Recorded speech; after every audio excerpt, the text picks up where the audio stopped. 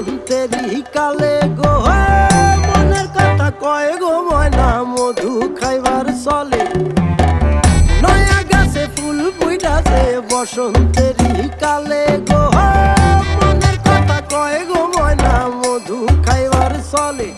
ওসে মন্ত্র না পড়িয়া মায়া জাদু গো করিয়া ঘর করে অন্তরে, বুঝি নাই কেমনে হায় দিয়াছিলাম মন তারে পরাণের বন্ধু পাইয়া রে। পরাণে বাইন্ধা ছিরে যতনে ও